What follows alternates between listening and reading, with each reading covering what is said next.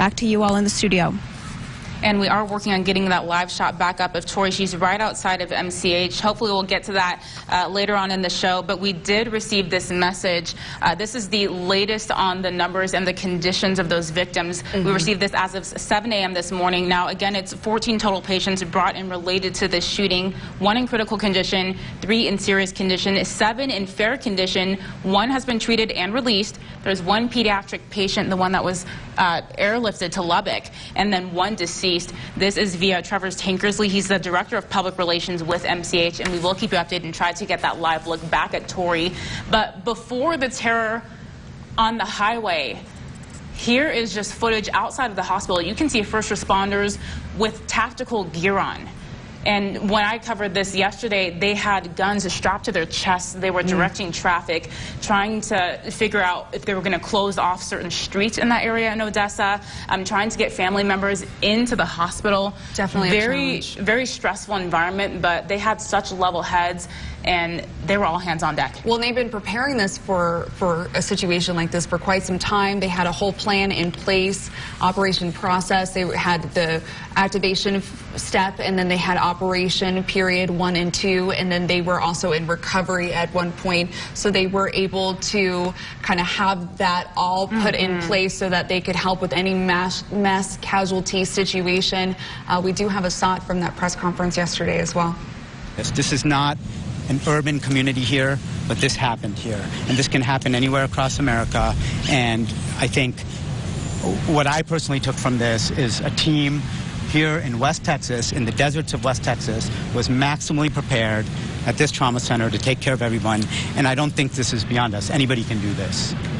Please be prepared.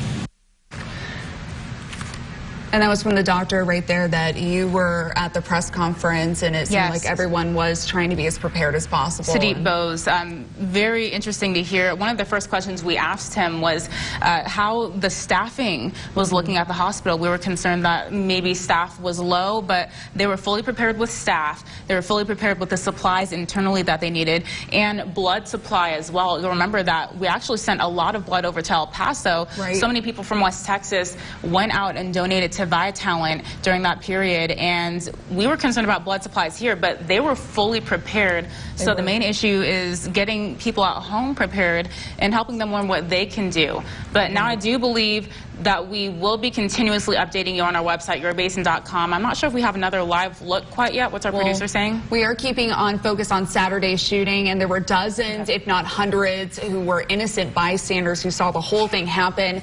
And right now we're going to hear again from the woman, Nashta Rivas, who talks about the terror she went through just watching. And this is her full interview.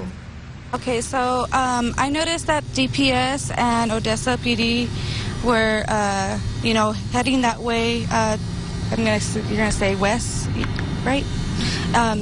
West, and I was wondering what was going on because I heard all the sirens.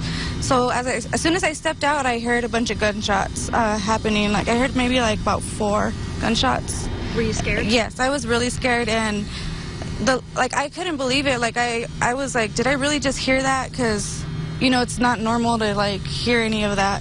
And the lady that was coming in to check in, she was like asking me, was that gunshots? And I'm like, yes, ma'am. Can you please hurry and get inside? I need to lock the doors. And before that, we had got an alert from UTPB that there was an active shooter. So, like, my instinct right away was just make sure everybody was stood inside, and we locked up. How scary is it to go through a situation like that?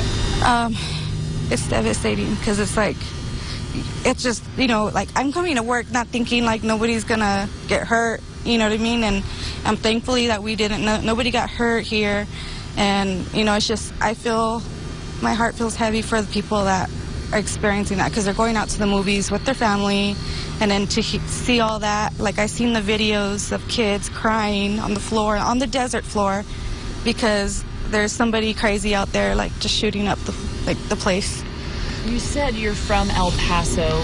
Is this harder to bear? What emotions do you get knowing that your hometown and now where you're currently living? It's hard. It is so hard because it's like I didn't expect that. You know, I have family back at home, and hearing all that, and I have a brother-in-law that's in law enforcement, so like my sister, you know, she's by herself out there, and my heart was going out to her. And